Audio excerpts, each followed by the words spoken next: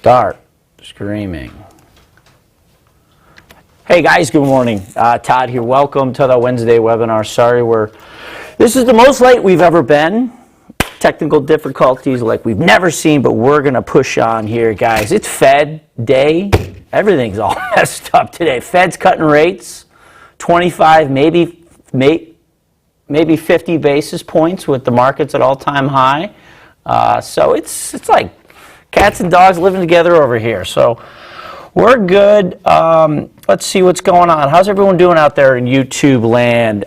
Joe the intern, we put a new feature to work. Joe the intern, where are you? Right over there. Let's test out our new social media feature. Throw something in there and let's see if it works. Hey, that's good. Where'd that nice person's name though? That's all right. You guys are the best. You're good. So we're able to kind of push your comments up now. We're adding a feature at a time. So yeah, we're good, guys. We'll eventually figure this out, but this is fun. So look, futures are up after a good report from Apple last night. That was a nice surprise there. So let's kind of dive into Apple and see what the damage is here in terms of any bearish count for Apple. I think we were up about we're up to 216 at this point after hours from Apple. And I'd like to kind of jump into Apple first and show you where we're at. So we went 218 bid from the high. We closed at 209. Let's take a look at what the options market we're looking at for expected move. So if we go over here, let me bring the team in just in a second here. Let's go like this. I'll show you my screen in one sec.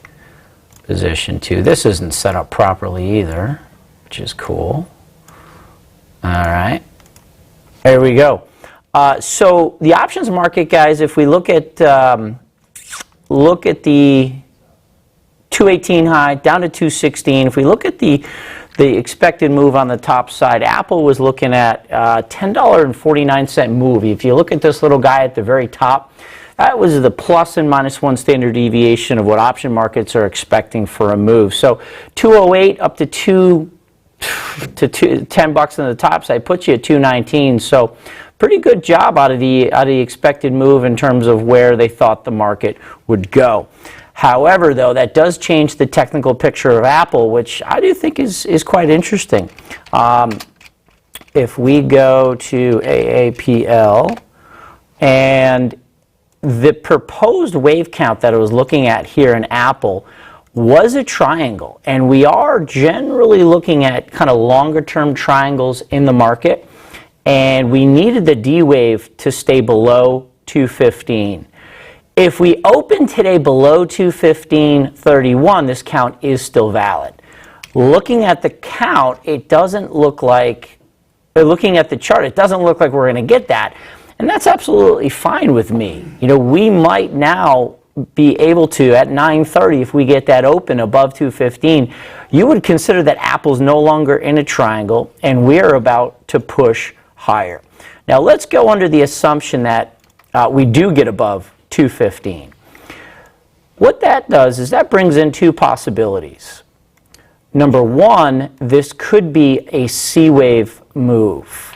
What I mean by that is if the triangle is no longer valid, this could be a three-wave move on the push higher. And this could be our new reality in Apple. Now, what does that mean? Well, if you want to look at how far C wave could go relative to A, let's do a fib projection of A compared to C. A 61% is at 220. And the 100%, which is the measured move, right? Distance in A compared to distance in C would be 258 in Apple. On top of that, I want to do a B wave compared to C wave fib projection. So if we do a C and B right here, let's kind of stack some fib in there. And what's interesting is the 1272, which again, if you take a B wave extension, push it up, is at 229. And 1618 is 248. We're not really clustering that much. You would say that there's two kind of zones so far, 220, 229, and if not, 248 to 258. So if the broader market starts to get a bit of a bid, and this does get the 215.3 open at 9:30, this is the first zone of resistance we want to contend with, and then that's the next zone.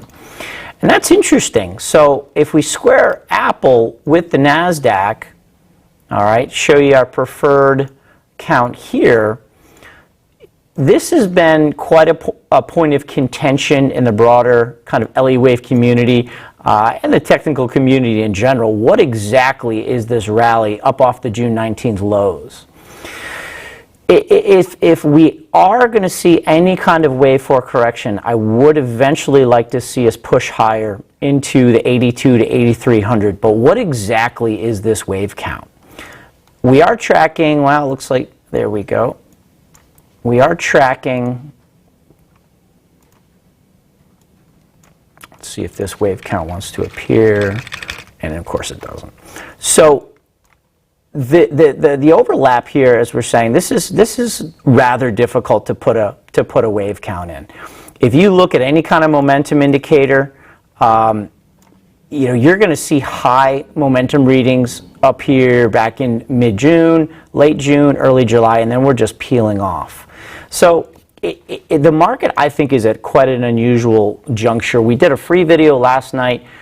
We indicated that we are still long a lot of stock in our portfolio. We have a lot of kind of strong, high beta, strongly uptrending names, but I am starting to hedge in my portfolio with the options market coming out of a possible 5-wave move on the upside. So if we look at this interpretation here, we could, on this completed 5-wave move, begin to identify resistance around the 3050 mark that would allow us to pull back to 2900. And again, if you guys saw the free video last night, we are positioned, we are hedged in the SPX with a 2900 butterfly. So if we go down here to position, here's the trade down here, 2885, 2900, 2925 put fly. So we're trying to get down to that 2800 mark. It's more of a hedge. We're not trying. I'd rather see the market go up. But we can't ignore the fact that we do have a 5-wave move with diverging momentum start to peel away. And we've got to acknowledge that. And we can't be caught unprepared for that move. So here's the trade that we do have on. The pin would be perfect. That'd be about $11,000 gain. Risk on this is only 1,000, and I'll try to manage inside of 1,000. And if the market drops away, it's 4,000 in terms of profits. These options go out to August monthly, so we shall see. But as I said, guys, we hold a lot of stock on the long side, and I'm really waiting for evidence to suggest that we are going to start to push lower. So if we go to our stock-only RIA account here, we're going to sort by NetLick, which is position size. Starbucks, Lulu, Disney, PayPal, all really strong names that make up some of the top holdings in our portfolio. Okay, Joe, how are we doing? Any questions, comments, anything that's good to go? Throw them at me. Terry just answered one. Okay. From Zach. Yeah, throw it in there. What's Zach? And then we have a follow-up question after this one. All right, throw it in there. Throw Zach's question in there. We're playing with our new tool here in terms of the social media, and then I'm going to bring the team in here in a second. While you're prepping that, don't throw that in yet. I'm going to bring the team in. Oh boy, Alex, there you go. Let's see. Display 3. There we go. Let me bring the team in. Good morning, trading analysis team. What's up, Alex and Terry?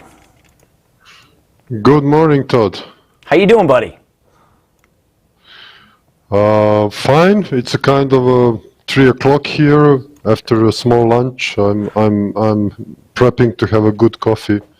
You were singing for us on the pre-show prep. Could you throw some of that out there for us? Well, good morning, Terry. Yeah, I was singing Timber, from the cartoons. Oh, when we were young and the tree is climbing. We could be. We could be. Good morning, Terry. How are you? Oh, Terry, we lost your audio. Terry's audio is out. Yeah. No. Terry, we lost you. All right. No problem. I see you rolling there. Okay. No worries. No worries. Check to see if that's on your end. If not, we will push on. All right. So let's go back. We are on Fed Day here, guys. Joe, is there any comments you want to throw up there? Was that ending diagonal that we asked? Did that pop in? There we go. What is the rule for a diagonal? If 4 doesn't overlap 1 for SPX, is the diagonal count invalid? And that's a really good question. Again, the traditional sense of a diagonal is going to be this. And we'll just go over to motive wave, and I'll show you what this means here. Elliott wave. If we go leading diagonal, this is the form that you're looking for, which is obviously a 5-wave move. The diagonal is a situation where 4 does overlap 2. Now, a traditional motive wave is going to look like this, where 2 does not overlap 4. And that always occurs in the third wave position, a higher third wave. If you have wave 1 and wave 5, okay, you can see overlap between 4 and 2 because that's just indicating that the move is either very early in its infancy or it's very late and it's about to terminate. We're losing a lot of momentum. So there's 2 kinds of diagonals in the leading situation. You can break them down as a 5-wave move, meaning wave 1 is a 5, wave 3 is a 5, and wave 5 is a 5, with the overlap between 4 and 2. Or you can break it down such that each wave is a 3.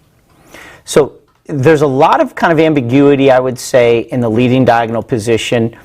And the problem with this SPX off the low, okay, this is your traditional diagonal with a 3-wave in 1, 3-wave in 3, and a 3-wave in 5. The problem with that, if we go back, that does count very well as 3-wave moves. 1, 2, 3, 1, 2, 3, and then we're getting some kind of lousy momentum, low kind of situation up here, but we don't get the overlap between 4 and 2. So it's one of the tougher kind of moves that I've seen in a while, and unless we're doing something like a 1, 2, like a 1, 2, 1, 2, and we're about to explode higher, that would certainly put our Apple interpretation that we opened the webinar with back into play. But it's tricky. The NASDAQ, I think it does count a little bit better here in terms of able to be broken down into a 5-wave move. I just got to shrink this wave 5 up a little bit, and that's going to allow wave 5 to not be longer than 3. And what happened, motive wave was giving me an error up there, and I'll explain why.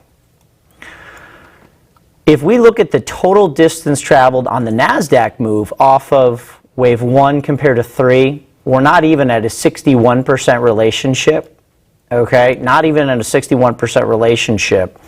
So 3 so far is shorter than 1. And if this interpretation is correct, wave 5 must be shorter than 3.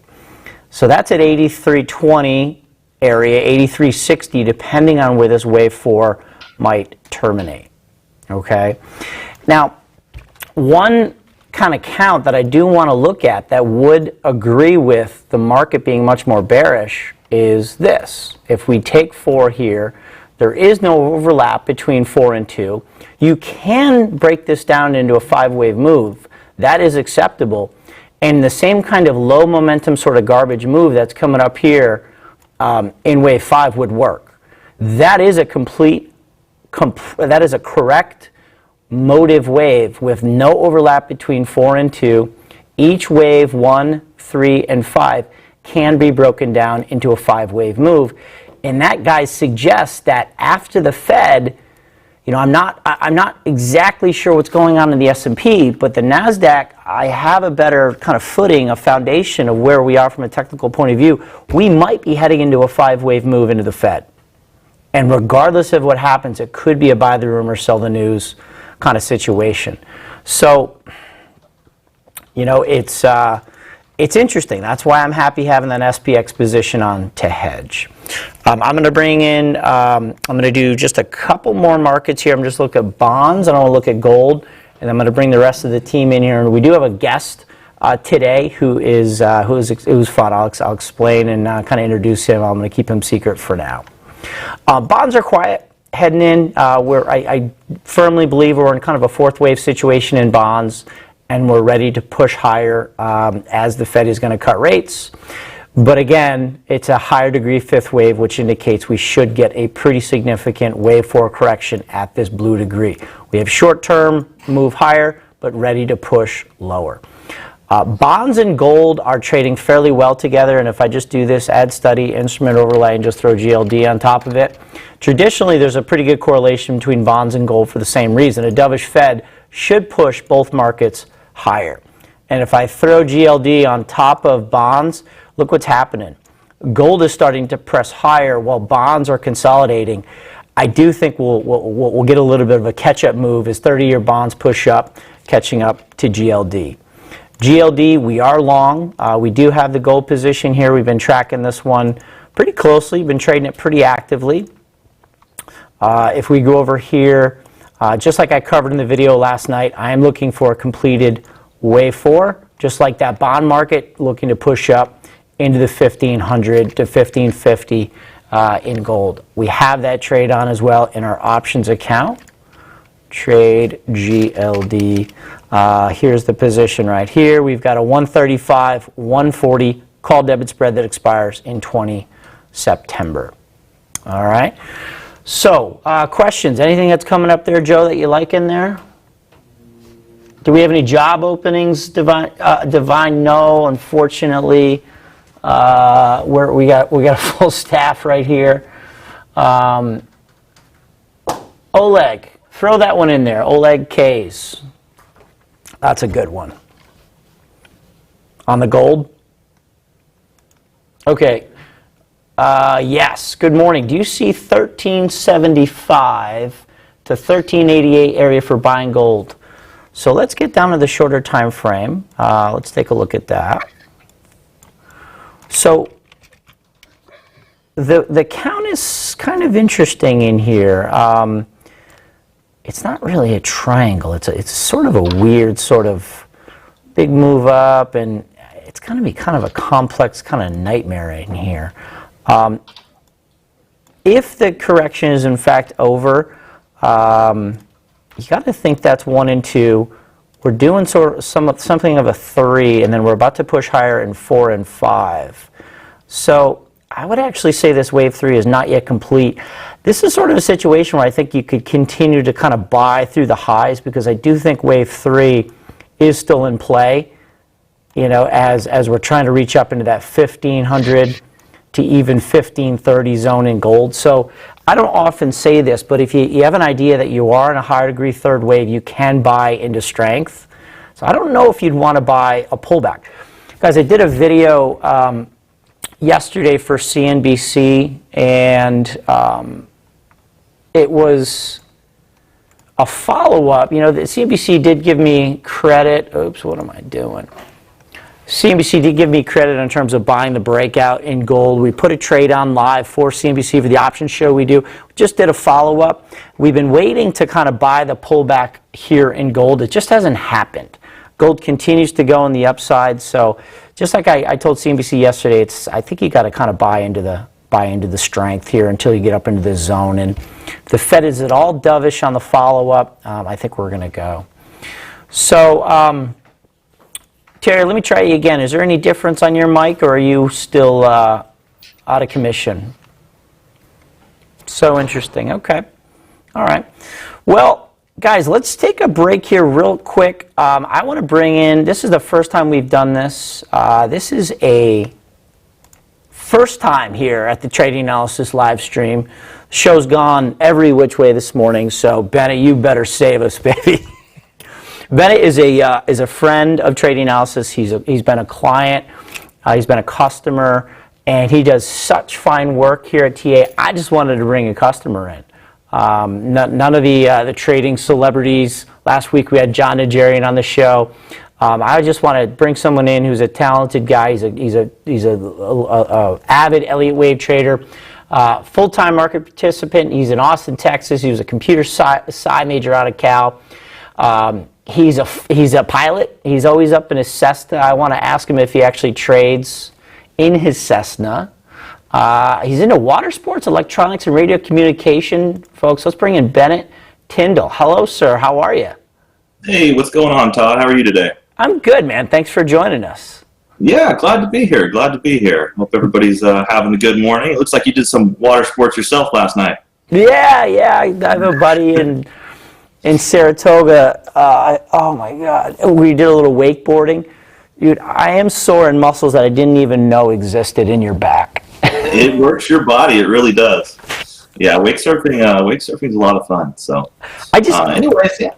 I just can't get into the pocket of the wake. Like, you really got to work the wake and come down on the backside to keep your momentum going, right? Yeah, in order to throw that rope and just focus on working the wake, it takes some time. It certainly takes some time. I was never much into wake surfing, mostly just wakeboarding. Wakeboarding, okay. Yeah. Here's the question. Wakeboarding or just wake surfing? We did wakeboarding as well. I've been like 4 or 5 times in my life. Like, I'm not avid.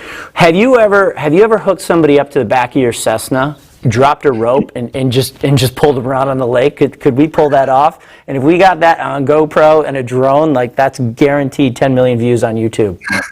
It sounds like fun. You might be able to pull it off with like an ultralight, but pulling it off in a Cessna would be a little difficult. I think the FAA would have something to say about it. Probably a bad idea. That's awesome. So let me do this. I'm just going to make a quick. Tell me a little bit here. How did you find trading? How did you find Elliott? And how did you find trading analysis? Kind of give us a quick summary of how you are here today. Yeah, absolutely. So I've been trading about 7 years. My grandfather was a big investor. Out of college, I spent some time in the computer industry, and I've always enjoyed anything technical. And so when I got exposed to the markets again and started kind of focusing on the technical aspects of it, I really I got hooked. Like most traders, I bounced around between indicators, analysis paralysis, as I'm sure you've heard. I kind of narrowed it down to a few select indicators that worked for me for several years. I traded options, futures, not a lot of Forex, mostly futures and options. And then fast forward about 3 years ago, I've kind of always been a skeptic of Elliottwave. I'll admit it. I bought into the lie that you get 10 Elliottwave practitioners in a room and they're going to give you 10 different counts. And I bought into that lie for so long. And about 3 years ago, I was watching Trading Nation, actually, kind of a funny story, and I saw you on there. And you were working a chart with some trend lines, and I'm like, who's this guy? I'm like, I got to look into this guy. So, I do some Googling, read about your time at Gain Capital, and figured, okay, here's a guy with some experience, on the streets, and clearly you're a proponent of Elliottwave, so I figured, maybe there's a little bit more to it. So I picked up the one and only book. I think one of the biggest issues for newer traders when it comes to Elliottwave is there's such a huge amount of information that's available on the internet that people just don't know where to start. And there's a significant amount of people, in my opinion, that publish material that isn't quite in line with the original Elliottwave theory and the principles associated with it. And I think that also kind of leads people astray. But signed up for Trading Analysis, purchased MotiveWave, read the book, and every time you would mention a new instrument, I'd pause the video and I'd work up the wave count myself. And what I found out is that 8, 9 times out of 10, we were coming up with the same wave count. And any variations between the interpretations would typically still imply the same price movements. So it was kind of then and there that I went, all right, there's something a little bit more to this. And I got hooked, and the rest is history. So that's awesome. It's drastically changed my approach to the markets and how I trade. So definitely learned from a good team, and I think, learning from the right people and having the right material is really key. Not only that, MotiveWave shortened the learning curve. So eloquently put. And Joe's flagging me down. He wants to throw a comment up. I say, Joe, the intern, if you see something up, a question relevant to what Bennett is saying, let it fire, baby. Throw it up there. Obviously, we're still very much in the Wayne's World kind of setup. Hi, Todd. Do you ever challenge? Let me get that back. Do you ever challenge Todd's analysis? If so, was the most recent debate and whose analysis was more accurate? Oh, God. As he just said, a lot of times we come up with the same wave count, but, I'm getting to the point of trading analysis. Our team is growing, and I rely more on my team's counts than I really do my own count, because as the business is getting bigger, I'm going to be honest with you, there's so much happening and so much to do that my guys are doing better counts than I am. So if Bennett puts up a count, or Terry puts up a count, or Alex puts up a count, and they're adamant about it, I trust them so much to be like, yep, got it. I agree with it and do it.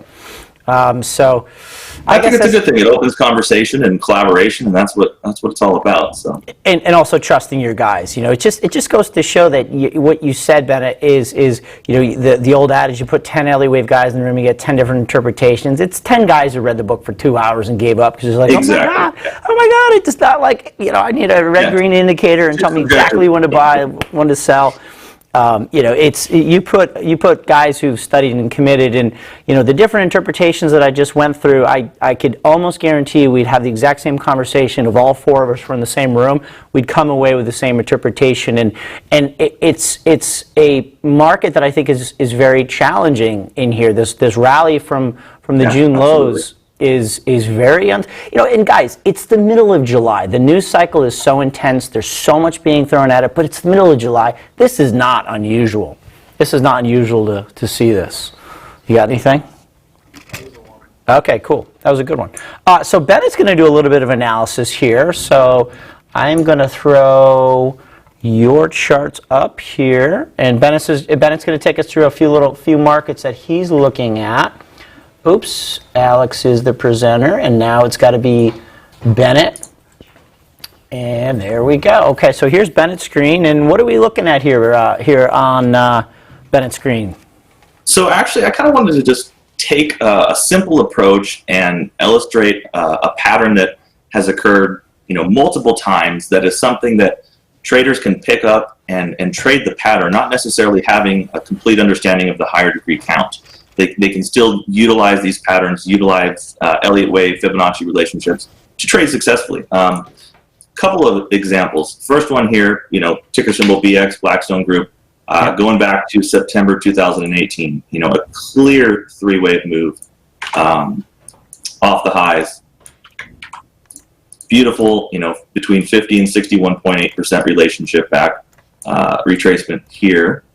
As you can see, we had 5 off the highs, so clear 5-wave move. I see 3 trade opportunities, just in this particular setup. Yep. So 5-wave move, 3 waves back, another 5-wave decline. Notice the relationship here as well between C and A. Nearly a measured move, not quite equality between C and A. But what's really interesting is we have this decline,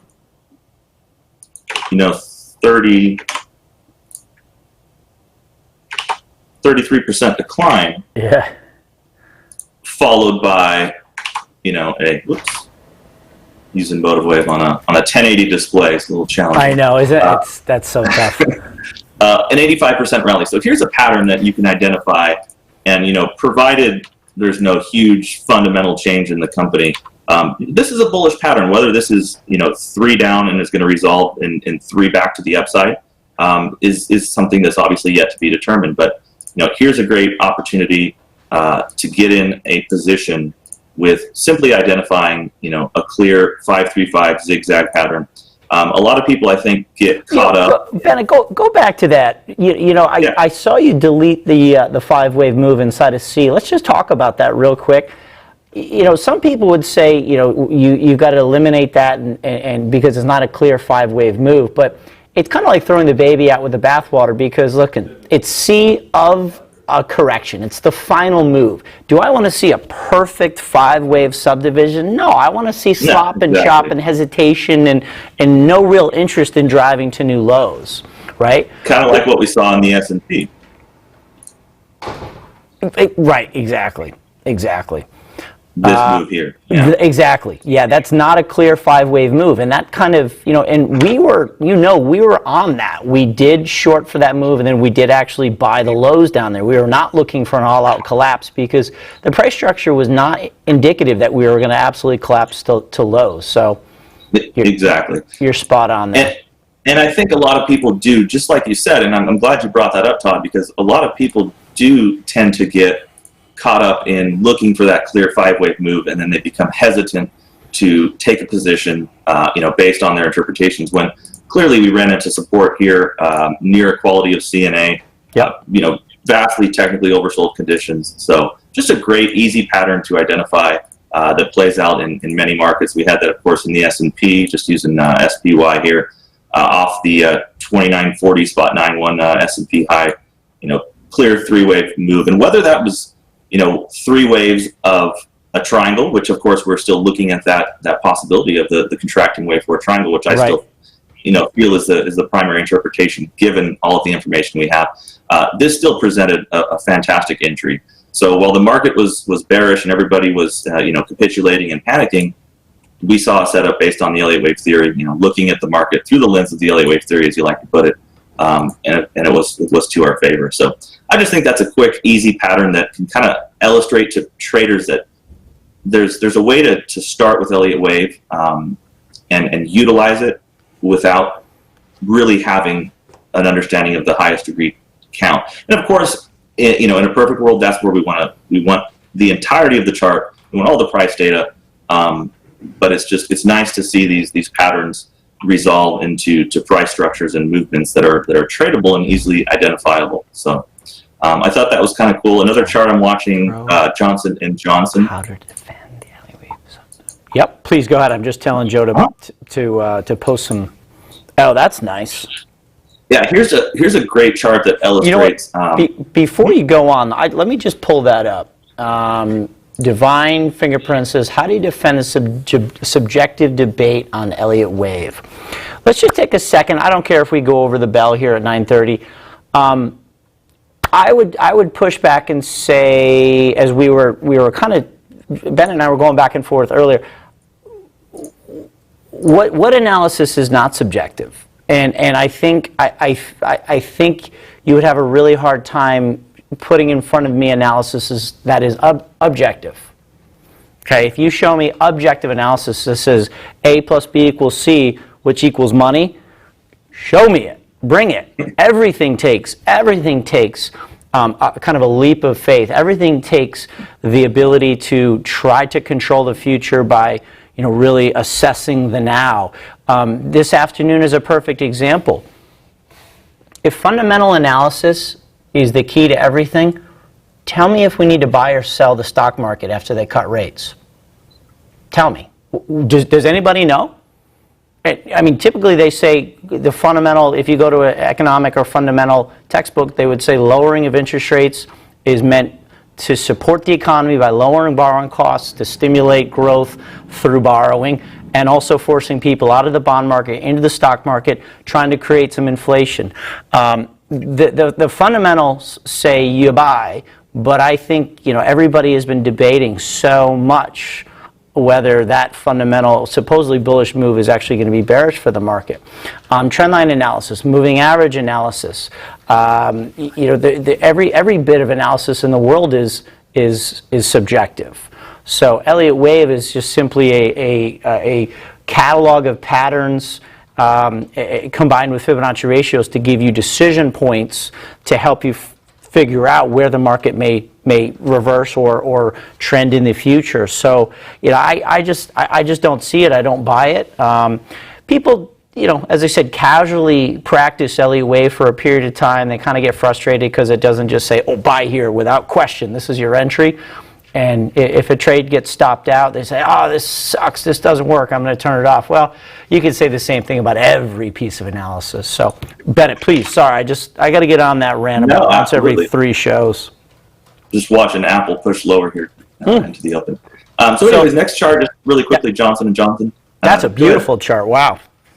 It is, and it illustrates a couple of different points here. One really cool illustration that I can pull here is the Elliott wave trend channel, where you take obviously the completion of waves 2 and 4, project a parallel channel across the top of 3. That typically gives you your wave 5, and we see that here demonstrated on 2 different degrees of trend.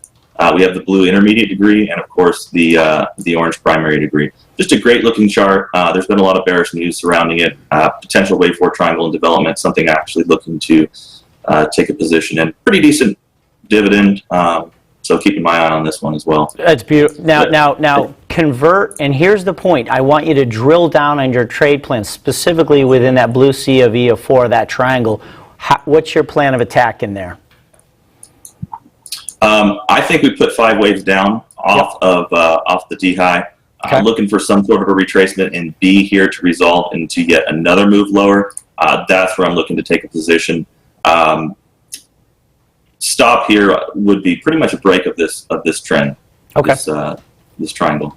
Okay, so you know, what's the chance that the E of 4 is complete and we just start moving higher, right?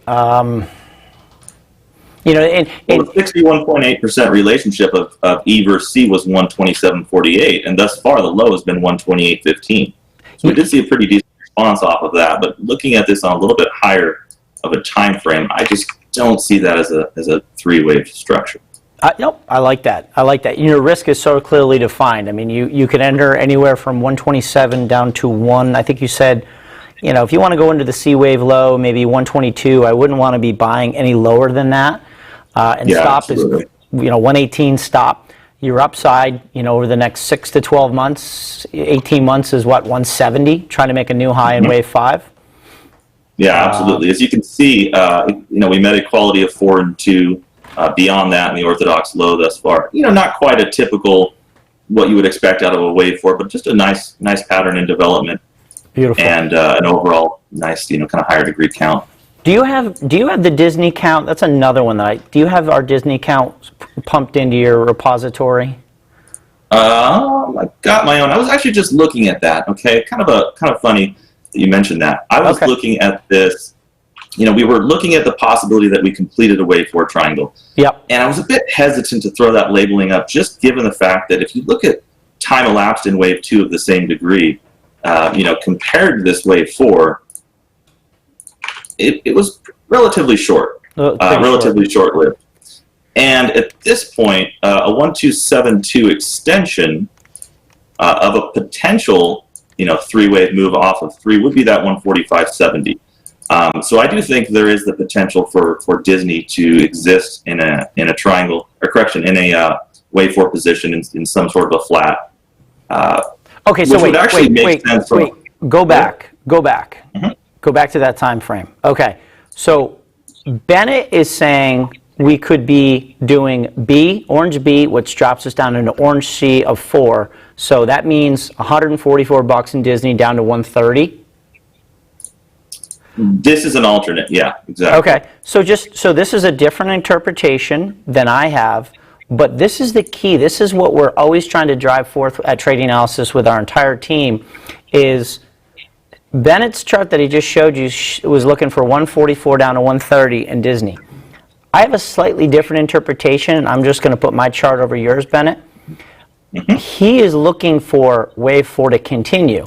I have a different interpretation that says this 4 is complete and we're doing an ending diagonal, which would complete 5 of 3, and then wave 4 comes back and drops us down in wave 4. My interpretation, which is slightly different, still valid, says Disney goes from 144 to 130. The exact same price implications with a different wave interpretation. This is the point where you say, listen, you don't need the exact perfect academic wave count every time. For trading purposes, if most of the top 2 or 3 interpretations as to how you project the future points to price going the same way, it's enough for a trade. And it's enough for me to lighten up our Disney position because I think we have a pretty decent amount of it in our portfolio here, which DIS is our third largest holding. Okay, so really good work there, Bennett. We're gonna wrap it up. I know there's so much more we could go after here, but really good job. Great application. Yeah, absolutely. Wave principle. One quick note there. Obviously, both of our accounts implying that move to 130. The key there obviously is to determine what happens when we get to 130. Right. And that gives us obviously the idea of the higher degree context. So, hey man, thanks for having me on. Appreciate it. Bennett, really good work. Really good work. Thanks again, and we'll have you back really soon. Glad to be here. All right, guys. That was Bennett Tyndall, and he's a friend of Trade Analysis. He's a subscriber. Obviously, a very talented guy. And let's shift here real quick. Unfortunately, Terry's mic's not working. Alex is out of frame. Let me pull him in here. Alex, do you want to give us a quick update on Bitcoin? Let's see. Sure, Todd. Let's see what Alex is tracking here on BTC.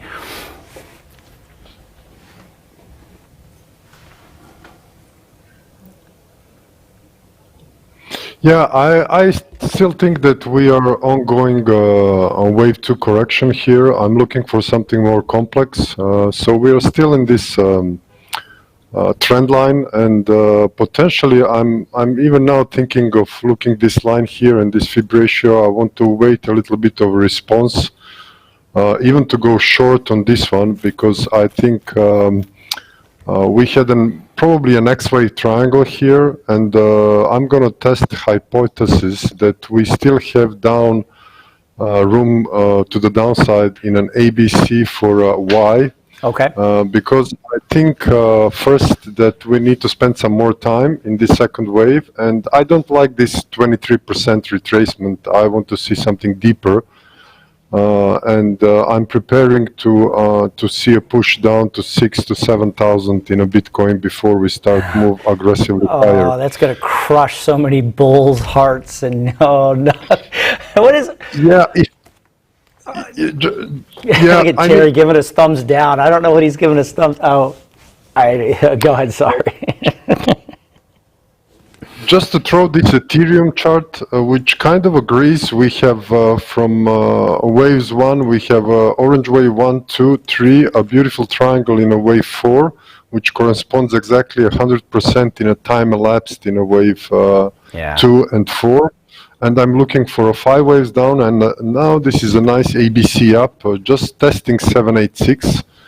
So I'm looking the response. RSI is pretty up here, so I think we're gonna get another move down to complete the first 5 waves in A, which gives a very different implications in Ethereum, which means that we are then going to go in 3 waves up in B, and the entry point for the longer term will be even lower for us. So you know what, looking Alex, here, guys, yeah.